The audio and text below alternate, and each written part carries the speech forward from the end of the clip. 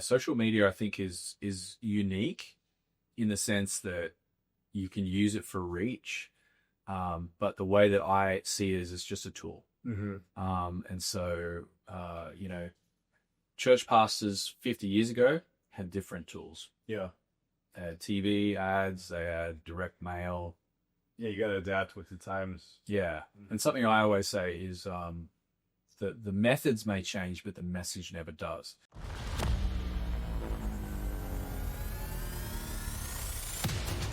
What's up, everybody? Welcome back to another episode of Get After It. I'm your host, Johnny Velarde, and today we're joined with Pastor Matt McClory from Colonial Church in St. Augustine, Florida. I'm super excited to have you on today.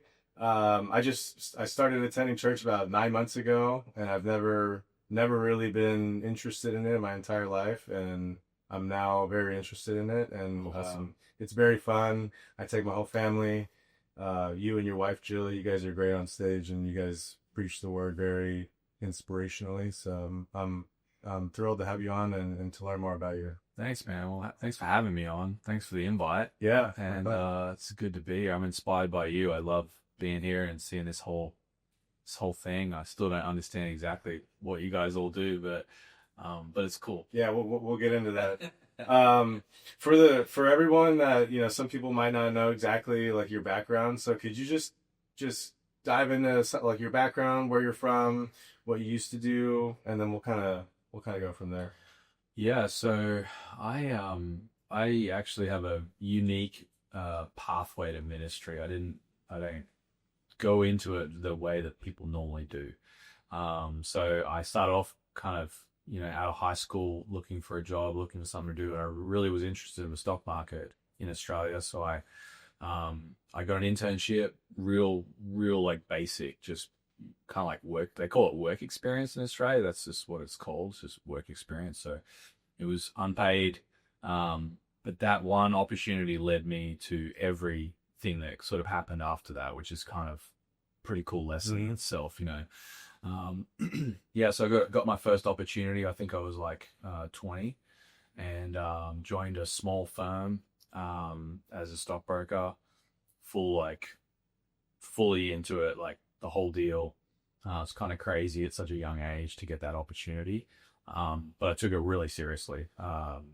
And just wanted to build a career. And so did that. And then through several sort of iterations of that, I was able to move to the US with Jill, and was still doing that all the way up until just before COVID, actually.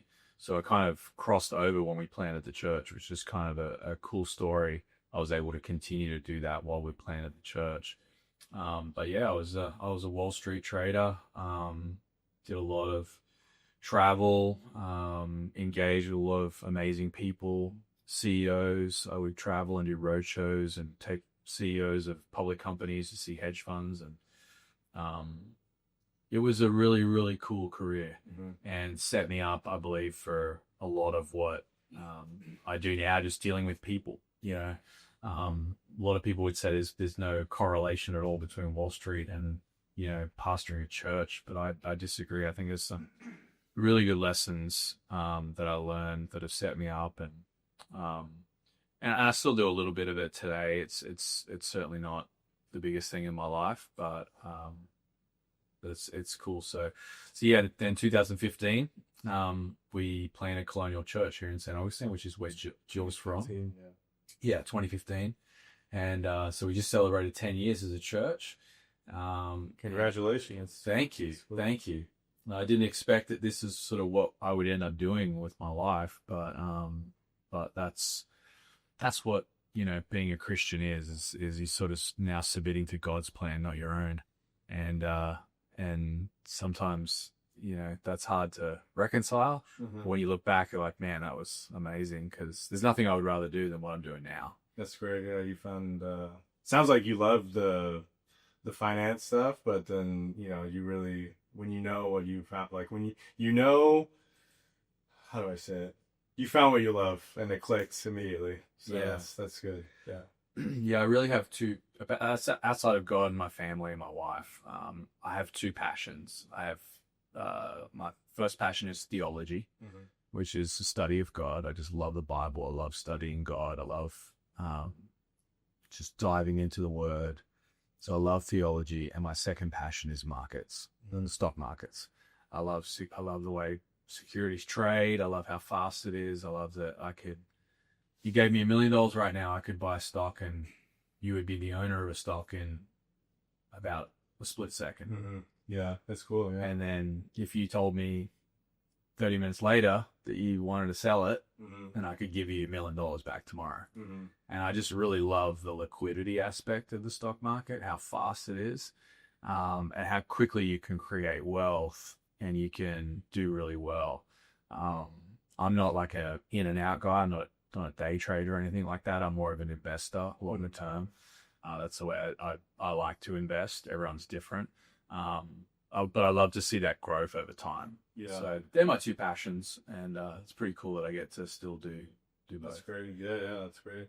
Were you growing up? Were you always super religious, or was it just something in the background? Like, when did you really fully dive into it? I mean, I know you said 2015, but yeah, well, that was when we planted the church. But in 2002 was when I made a decision to follow Jesus. Yeah, tell us about that. And I was 19, and so I didn't have a religious upbringing like that. I was raised in kind of a Catholic setting, so my parents, I think, did what they thought they were supposed to do.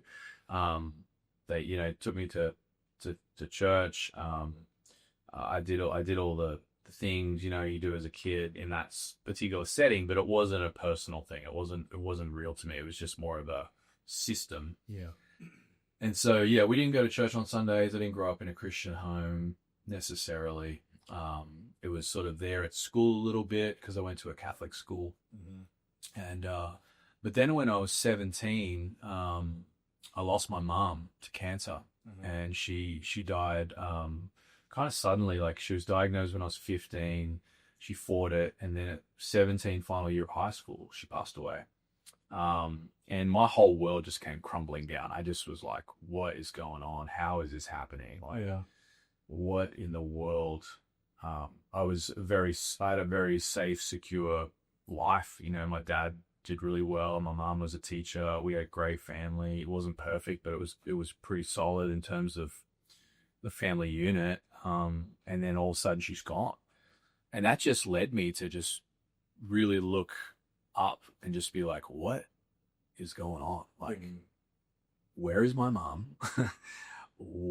Is this like, are you there? Like, what's happened? Where is she right now? All these questions that, I would never have asked if that hadn't have happened. And so I just went on a journey. And so I was 17, and then I kind of had a bit of a rough patch. I was kind of living out of my truck at one point. And I just was sort of searching. And then, I prayed the best I could. I kind of had these moments where I look up at the sky and I kind of prayed to my mom. Didn't really feel right, but was like trying to figure it out. And I just prayed to God. I was like, God, like, what's going on? I want to know. I want to know if you're real, and I want to know what's going on. And then, man, I swear within like 3 months, I ended up in a church, got invited by a buddy, who I was actually living with at the time. His name's Brad. And he went to this church in Sydney, and it was like a Pentecostal, spirit-filled church, just like Colonial is. And I sat there, and I couldn't believe I was even there. Like, it was not a place I would ever go. And I walked in, and people were raising their hands in worship, and people were singing loudly, and the preaching was like really good. And I just was like, what is going on? And then at the end of the service, they said, if you want to make a decision for Jesus, this is what you do. You pray this prayer, and you receive the gospel, and you become a Christian, and you get a brand new life in Christ. And I just remember thinking, for the first time, I've never heard that before. I grew up in the whole religious setting, but I'd never heard that before. And I remember thinking, it took me 19 years to find out that you could have a personal relationship with God. It's like, that's insane. Yeah. I was like, that's amazing. And I just was like, yeah, that's what I want, you know. And bro, I'm not kidding you. That night, I gave my life to the Lord. I've never been the same. Mm-hmm. The next day, I was just, all I could say is like I woke up with the joy, happiness, and even though I was grieving and I experienced so much loss, I just was like, I'm fulfilled, 100%, because I know that I have Jesus, I have God, and I was like, okay, I can live the rest of my life now. Yeah, it's like a weight off your shoulders and just take a deep breath. It was amazing. I just was like, wow. And like I shared this story at church on the weekend. I was like, man, my life was like not great. Like I was living in this dingy apartment.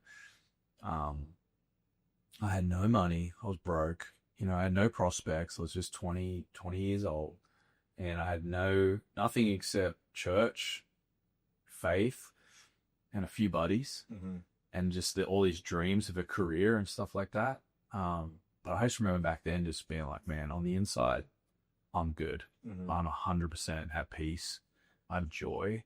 And whether this life works out or not, like I'm going to be okay. And that's the security in Christ that people talk about. Like you could be going through the most difficult thing. You could be like on the battlefield. You could be, you know, going through bankruptcy, divorce, whatever. But if you have the Lord in your life, truly have him in your life, and you walk with him, you can face anything. So that was my testimony, and that's how it all began. So I was 19, I'm 42 now, and it's crazy. That's awesome. Here we are. Yeah. For I guess for people like me and people similar like me, like if you're interested and you're kind of dabbling and you go to church and you don't really know, like maybe you haven't had that experience, or maybe you have but you haven't like fully committed. What's like the next step? Like, do you have to get baptized? Do you just raise your hand at the end of service? Like, is there a perfect way to do it, or do you just whatever feels right? Yeah, it's a really good question, because I don't think you should ever get caught up in like, you have to do this or you have to do that. I think the Bible's really clear on what's necessary, and so I think it's as simple as repentance, and you do that in prayer, and that's why we do the salvation prayer at the end, because it's sort of confessing your need of God and saying, God, forgive me of everything I've ever done. Give me a brand new life. And that prayer is powerful because it's saying, God, I'm submitting my life to you. I'm giving it to you because I believe that you're always better than my way. So I think that repentance in prayer is kind of the beginning point. That's supernatural. It's powerful. And then I think after that, yeah, you get, getting water baptized is really important because, that's a pattern that we see in the scripture that is really important. So it says, believe and be baptized. So you make that choice. You believe in Jesus.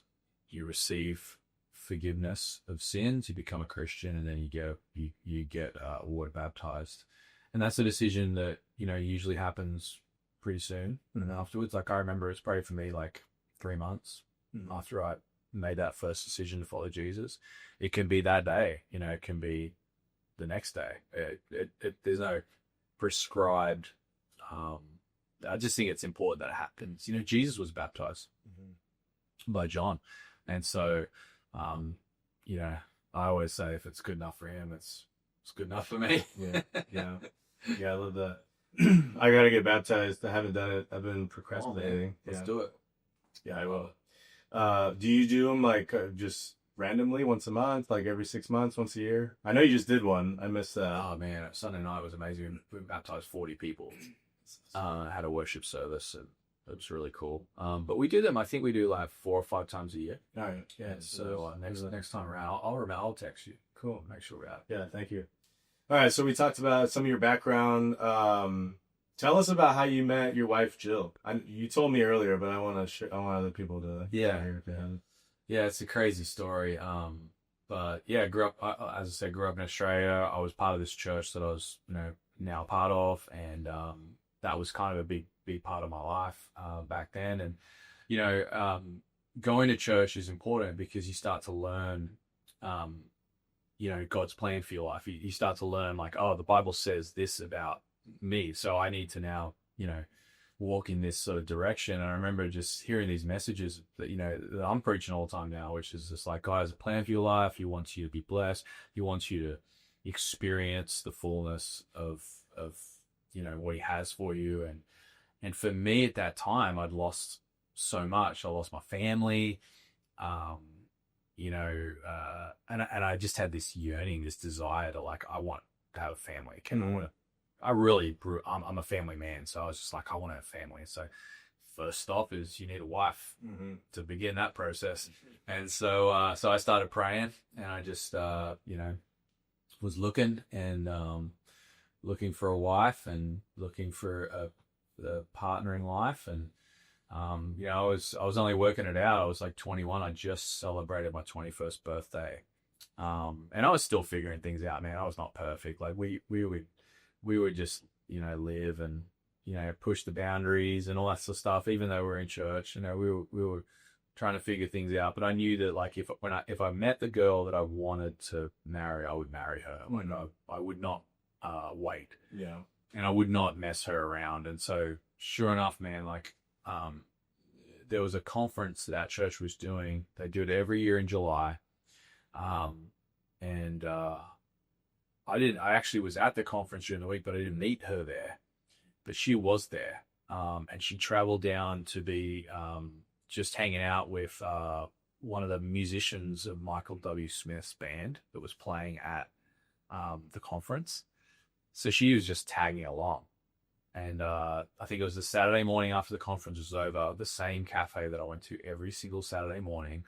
I would go there to kind of blow off some steam after a big week working. And I would read the financial review, have breakfast with my buddies, and then we'd go surfing. And we lived in Bondi, in Sydney, and that was our routine every single Saturday. And then I got a text from our friend Tash, and Tash was like, "Hey, I've got this friend Jill who is in town. Do you mind if I bring her to breakfast with us?" Because we would always go to the same, we had this little group that would always meet up. And I remember just texting her. I spoke to her on the phone. I said, "I don't care who you bring, just hurry up because we're about to lose this table if you don't come," because it was a really popular. Tash was a guy or a girl? Girl, Natasha. Okay. And and she knew what I meant because we knew the owner of the cafe was like, it's like one of the busiest cafes in Sydney.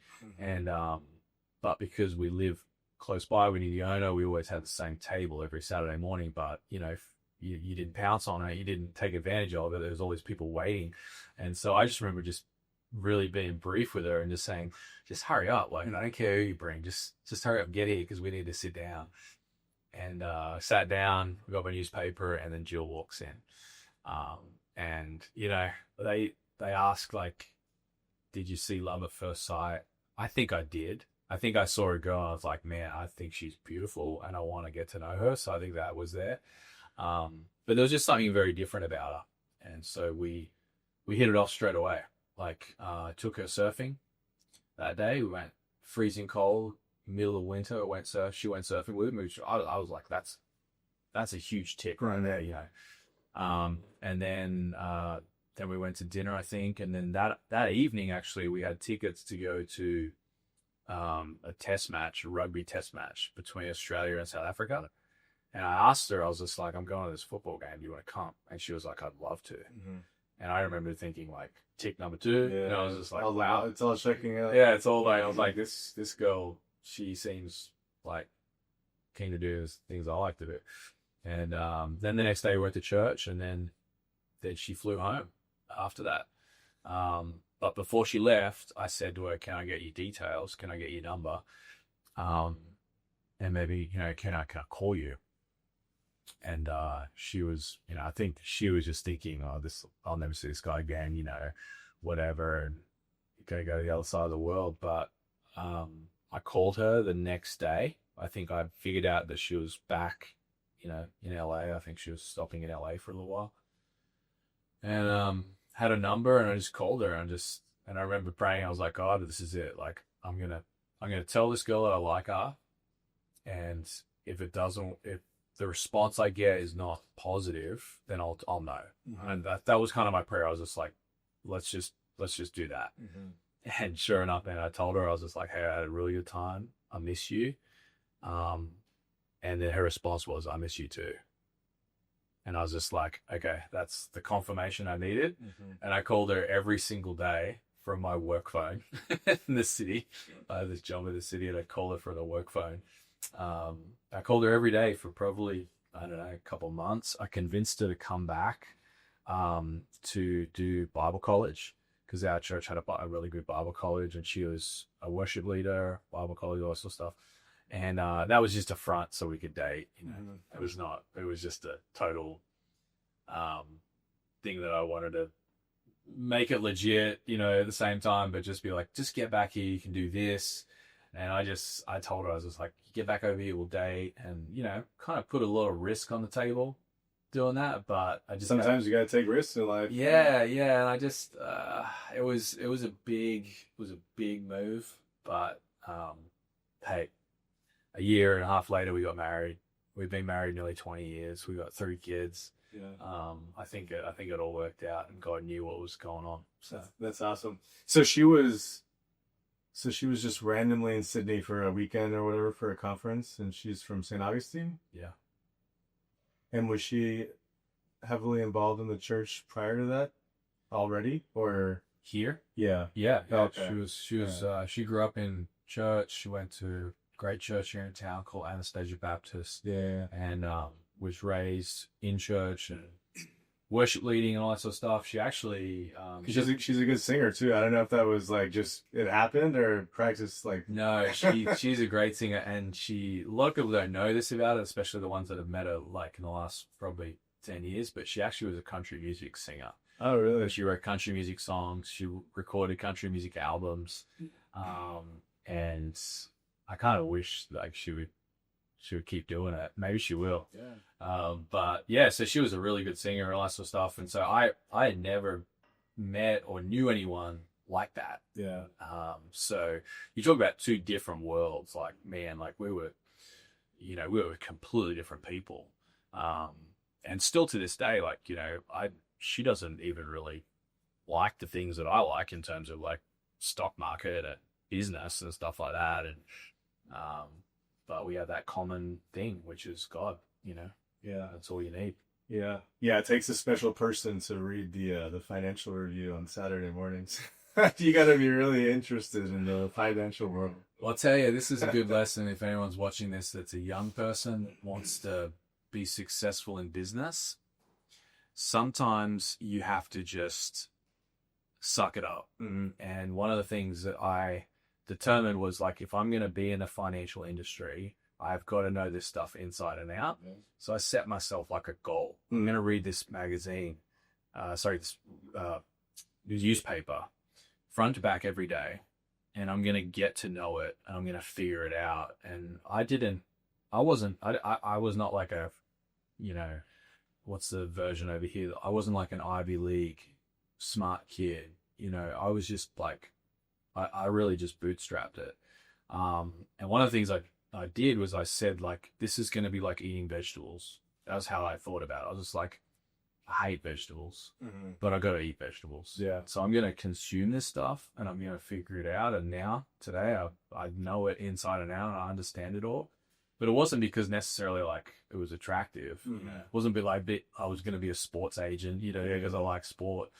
It was just like, man, you can make a lot of money in the financial world. Mm-hmm. You You got to get to know all of it. You got to understand it. If you're going to talk to a hedge fund manager that's managing billions of dollars every day, about what stocks you should buy and sell, and if you don't at least know what's in the paper, then you're not going to make it. And so I just saw that as a baseline. And it's funny, old habits die hard, man. I still read the Financial Review every day now. I read the Wall Street Journal every day. Like a physical paper or online? I had switched. I used to get the paper delivered. I always liked like the smell of a newspaper. Same. Yeah. I still would do that, but I just find that it just builds up, and I don't actually read it. Yeah. But yeah, no, I'll read the Wall Street Journal has a great iPad app. Yeah. It's really good. So I read that. That's cool. After I read my Bible. There you go. Yeah. It's funny. I'm reading The Snowball Effect. It's basically a biography on Warren Buffett's life. That's like 700 pages. So every time I open it, it's kind of intimidating. But yeah, just 10, 15 pages at a time. I think it's really cool. I think biographies are really cool because you can just you're basically like in their life. Like, Yeah. you know, he was selling he was putting pinball machines in barber shops. I mean, he was like 8 years old, and like he reads the paper still. He's probably like 90 something. I think he's still alive. He's like 90 something years old. Yeah. He's just reads every single paper front to back all day long. So it's like those things over years, days, decades, and lifetime, it really builds up. So and that you go for all walks of life. I love biographies too, because I think they help you put into context what you're doing and what you can do. And so you read about someone's life. I'm reading a book right now, a biography about Jack Hayford, and you probably don't know who that is, but he was passed away a couple of years ago, but he was like a really prominent Pentecostal pastor and preacher, but was really well known, really well respected, super high level of integrity, but a really, really faithful minister. And I just love reading about his childhood, his upbringing, how he came to faith, how he built a church, all this sort of stuff. And I get so inspired by it because I'm just like, that's what I'm doing, And so, yeah, I'd encourage anyone. Like, biographies are a great way to get traction in your own life. And it's more than just reading someone's cool story. It's like, or history. It's like, it's the way it works. You look at business guys or entrepreneurs, sometimes people look at them and they see the fruit and they're just like, wait a minute, like, you need to go back and look at how many times that didn't work out and get a revelation of like, oh, okay, well, if I'm going to be an entrepreneur, a successful one, and it might need to start 5 companies. Yeah. Before the 5th one, works out. Yeah. And it's just amazing too. It's like, they're just, a lot of these people, like, they're just basic people from the get-go, and then they just do things that no one else wants to do a lot of times over, and then it eventually works out, and now they have this story to tell. So, yeah. And usually a consistent theme is always hard work. Yeah. Work ethic. Yeah. All right, so we talked about your background, professional life, how you met Jill. So when you started Colonial, this was 2015, you said? Yeah. 2015. When you started Colonial, did you always plan for you and your wife to lead it, or was it just going to be you, and then she eventually, how'd that work out? Yeah. Really good question. We've always been a team. We've always sort of, when it comes to ministry, even when I was in business, she was a volunteer worship leader at church. And so before I ever became a pastor, we would just approach ministry that way. So I can remember when she was leading worship in Sydney at our church, and we had kids, like we would drive to church together at 6 a.m. and I would take care of our daughter in the mother's room while she led worship. And I was just like, okay, well, my contribution is I'm a business guy 5 days a week, and I'm making money and I'm giving money to the kingdom. And then this is how I can help out on the Sunday. And I still remember she would get down from stage, I would walk up, I would grab her guitar, I would put it back in her case, and we would leave. So we've always been a team. Like, it's just, that kind of deal. And she's a great worship leader, a great singer. She's a great pastor. She really, really does a great job of like speaking to people's lives. As you know, she's a great speaker. Yeah. Teaches the She's word. funny too. Yeah. She incorporates like humor, which is nice. Yeah. And so we've always just been a team. So when we planted Colonial, it was always kind of on that basis, and it's always continued on that basis. So yeah, we were considering ministry when we moved down to St. Augustine from New York, and we were thinking about doing ministry. We started with a Bible study in our house. We were thinking about like, do we go to other churches first and maybe go on staff at other churches? And one of the deal breakers for us was a lot of churches, they wouldn't have like a couple running something, it would always be like the guy and that to me was just like, unless we can do this together, I just don't feel like we're supposed to move forward. And so that's one of the reasons we planted the church, was because we are a team. If you look at the church, it's sort of like you need a spiritual father and a spiritual mother. It's just like the family unit. That's a good family unit, has both of those things. And so just like at home, I'm the head of the home. I'm the man of the house. I'm certainly not the woman of the house, and you need that. And so when it comes to church, we see it the same way. And so I think people are really blessed by Jill's presence, and really blessed. Our church is really blessed by the way that she ministers to them in the way that she can, and I minister the way that I can. And so I do majority of the preaching. She speaks because she's good at it. The church loves it when she speaks. I get a lot out of it. She's good at it, and gives me a break. Yeah, which is cool. We have other people that can speak too, and do. But I think it's just important that the church hears from its leaders. And so yeah, it's kind of the way we do it. So we make all the decisions together. I guess I have the final. The Bible says that the man is the head of the household and is responsible. So at the end of the day, I have the full responsibility, the spiritual responsibility of decisions we make. But yeah, it's pretty cool when you can do these things together, and we balance each other out. Like, that's the other thing that's cool is like, someone described it one time as like the head and the heart. So like, and it's brilliant because I think it's so true. I kind of have this headstrong approach where she has this heart approach. And so the two of us working together, it can be a real blessing. And so, sometimes I'll be like, maybe like a bit abrasive, or like, I'm Aussie. So it's like, sometimes you just say it how it is, you just blunt. Aussies are very good at being very direct and very blunt.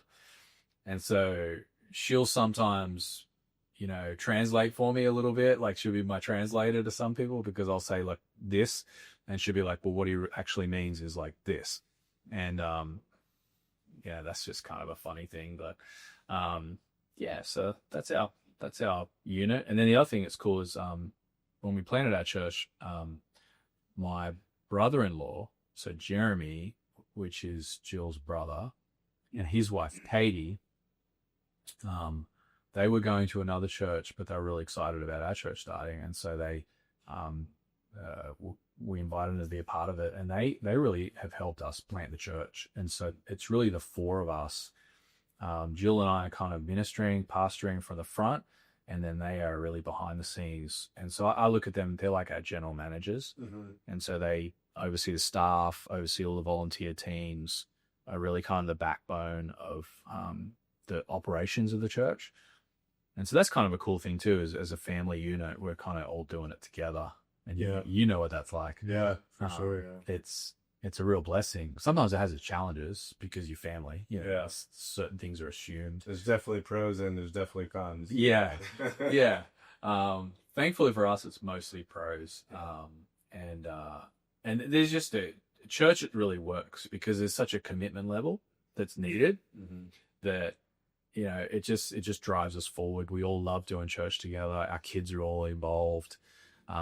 Jill's parents are really involved in church. They're kind of like, I always say that like, it's really their church. We're just the ones that run it, because they've been very influential in our community for a long time.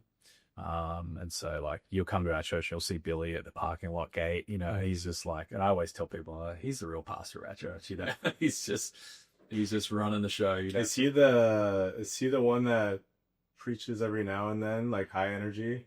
No, that's Pastor Bob. Oh, okay. That's Bobby's dad. Okay. So Bobby's one of my best friends. That's his father, who's worked for us for a long time, and he's one of our pastoral care pastors, and he's awesome. Yeah, he's high. Yeah, I heard him up on stage once, and I don't think he basically was yelling the whole time, but it's all good stuff. Oh man, it's a workout. We call him the Energizer Bunny. When he preaches, he just goes. Yeah, that's great. Yeah, for sure, anything, whether you need a solid team around you to see things become successful. So that's awesome. Let's see here. Get some questions lined up. Yeah, I yeah. love this. How are you guys leveraging social media to spread the word, if you are? Yeah, we are. We built our church using Instagram, and so, we built our church promoting our church with Instagram.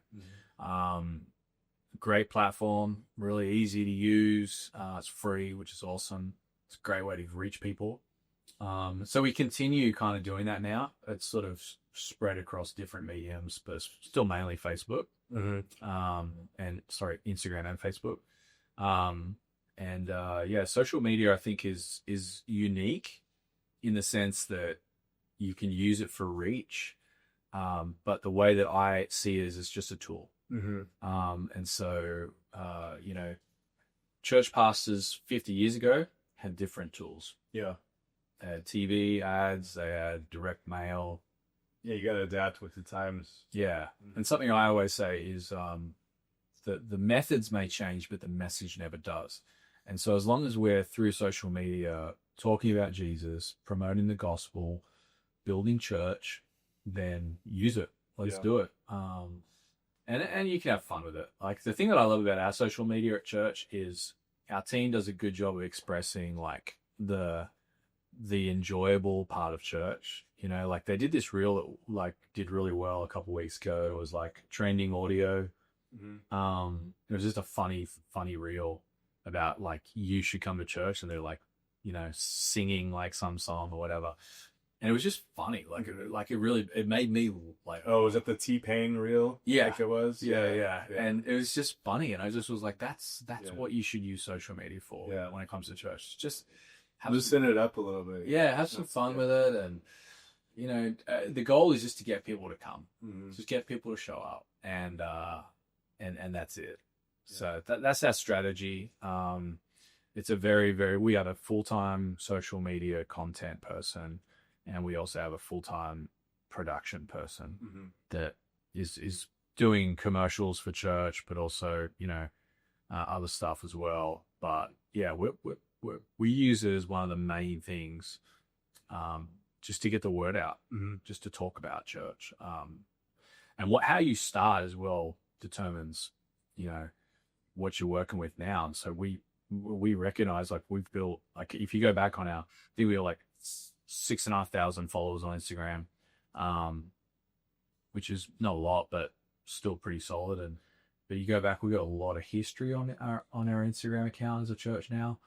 So you got to recognize you've built that and just keep using it.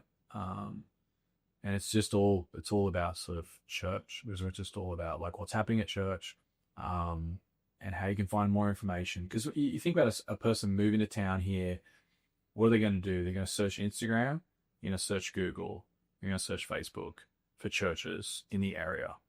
If someone's lost, someone's feeling like, you know, depressed or whatever, you know, maybe hopefully they'll see something that we've put out or another church has put out, and they'll find their way to church. And that's kind of the goal. Yeah. That's the heart behind it. We don't try to sell anything. There's no monetization. It's not commercial like that. The closest thing would be like promoting, you know, and maybe a resource we've created, like my devotional, Jill's devotional, stuff like that. But yeah. Cool. What are some daily non-negotiables that you incorporate every day in your life? Daily non-negotiables.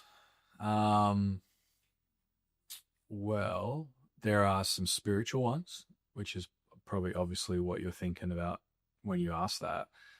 There's also some practical ones. So share both. Yeah. I make my bed every day. First, like as soon as you wake up, first thing. Yeah. And it's so basic, but man, I don't know, there's something about that. Just like instantly I've won. I've got a win on the board. So just personal tidiness, I think, is like something that I value. It's very rare you'll ever see me drive around in a car or my truck that's dirty. So I've sort of a standard, you know, with just how I live my life. I want to be tidy, put together. I remember my dad telling me, my dad was one of my most influential people in my life growing up. And he said to me, if you're organized, that's half the battle. if you're organized in life, that's half the battle. And so personal organization is pretty important. So I'm pretty structured with a lot of that stuff, tidiness. That's just basic, practical. But some non-negotiable spiritually would be the first thing I do in the morning is I do my Bible reading plan. I read 4 passages of scripture in a Bible reading plan that I feel like if I didn't do that now, I would be lost. Mm-hmm. Like it's become such a massive part of my day to start that way, that it's powerful. And it's a really good reading plan because it's all connected and it's pretty chunky. So it's 4 actual chapters back to back, but it's spread out. So this morning was Genesis, Nehemiah, Acts, and then Luke. And so it was just sort of like, it's pretty comprehensive. So that's a non-negotiable. I definitely do that every single day. I work out pretty much every day, whether that's tennis or the gym. And so I think you have to incorporate physical health into your life in some way. I'd love to say I eat really well. I think I do a pretty good job.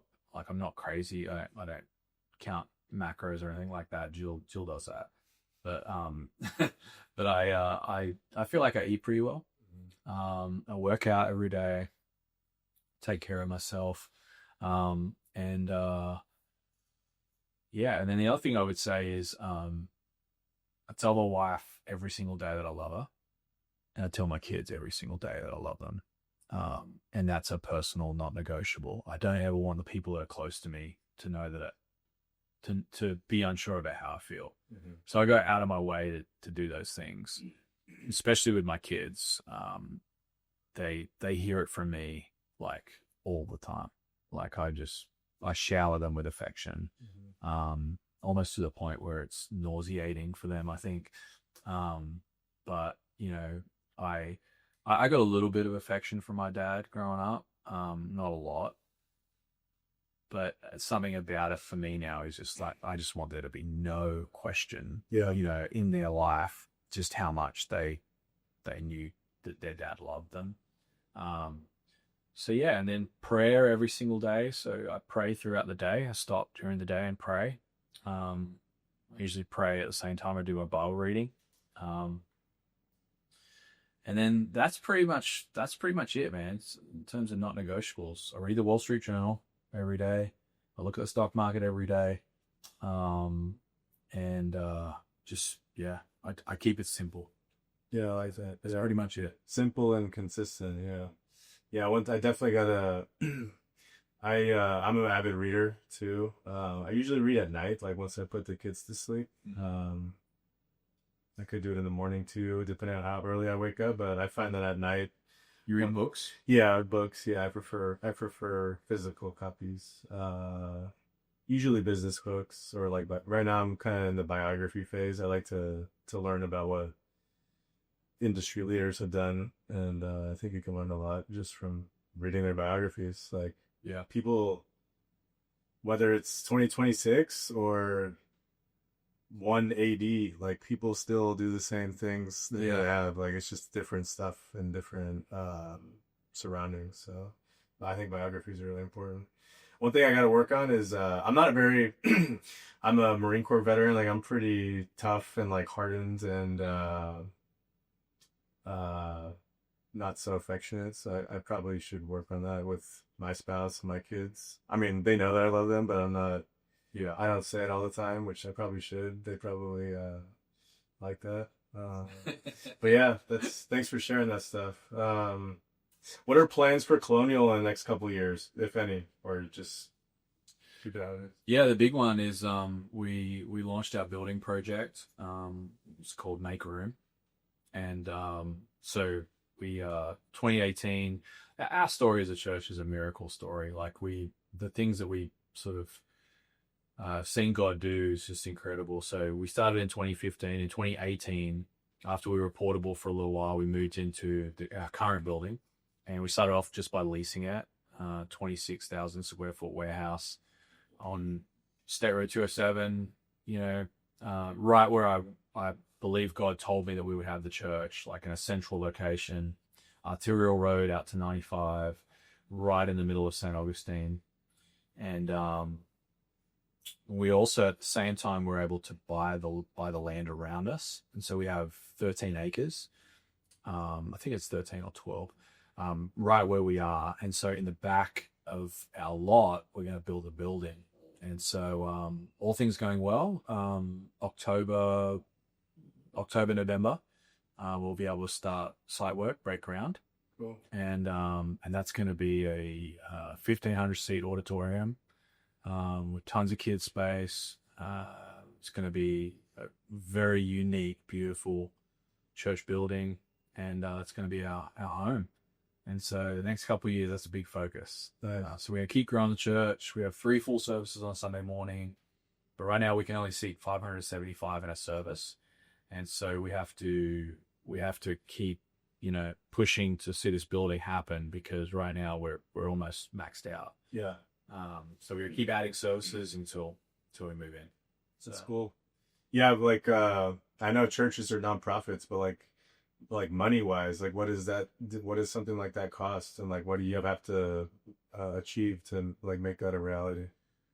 Well, for context, it's 10 times what it costs us to buy our building that we're in now.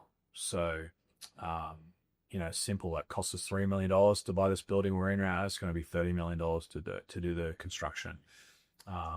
That's the big end goal. Mm-hmm. Probably just to get what we need to get it done, it's going to be just under 20 million.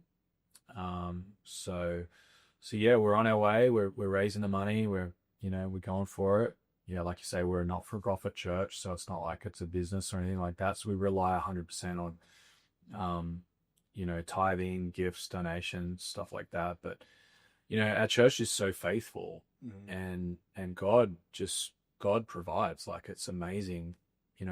1 second you're doubting, or you're thinking, oh man, I don't know if we're gonna be able to do this. The next thing you know, like, he just shows up and blows you away with like this increase in provision. And so yeah, we're making our way towards it. It's exciting. I think it's going to be a real monument to God in our city. Mm-hmm. I think people are going to come to our church because they're going to know about the building. Mm-hmm. But hopefully they'll come and they'll meet with God there. Yeah. And but it's going to be really special. So if anyone wants to look it up, take a look at the building, what it looks like. You get the rendering online or something? Yeah, so the website is makeroomsta.com. Makeroomsta.com. And you can see we got some really cool like 3D renderings. We used a really amazing architectural firm out of New York City called S9. S9. Yeah, and these guys they're insane. Like, we've got no business having these guys on our team. Like, they're absolutely amazing, but they're pumped. They're really pumped on our project, mm-hmm. and really want to build a church. So that's cool. It worked out. Nice. And then that's going to should be built by when? 3-4 years? Yeah, I think 2028. So if we break ground this year, we'll do construction all of next year, 2027, and hopefully 28 it'll be done. Nice. Yeah, that'll be huge. Yeah. So this is the last one. Yeah, this is the last one. If someone is new to the faith, where should they start in the Bible? Oh, that's a good question. It's an easy one. It's John, the book of John. So the book of John is different to the other Gospels. So Matthew, Mark, and Luke were written roughly around the same time, and are kind of similar. So there are a lot of similarities in those three. That's why they call them the synoptic Gospels. But John's Gospel was written later, and so he wrote it later on in his life. And so John, now this is not John the Baptist, this is John the Apostle. John the Apostle, they believe, was the only disciple that lived and died naturally. Everyone else was martyred for their faith. And he wrote his gospel, a lot of scholars believe, to correct or to make sure certain things were known about Jesus. That's why it's a bit different. That's why you got certain things in John's gospel you don't have in other gospels. Mm-hmm. And so, but what's in it is I think foundational for any Christian. So one of the things we say is like, read John, read John, read John. It's also known as the red letter edition because it's got the most like words of Jesus in it. Mm-hmm. And so if you got one of those Bibles that has, you know, all of Jesus' words in red, it's the one that has the most. And so I would encourage anyone to start in John chapter 1, and just allow yourself to be immersed in the proximity that John gives us between himself and Jesus that helps us understand who Jesus is.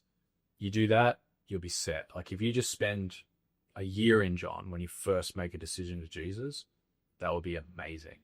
And it will change your life because he just does such an amazing job of showing the world like this is who Jesus is. Cool. Yeah. Yeah, that's really good. Well, thanks for coming on today, Pastor Matt. I really appreciate it.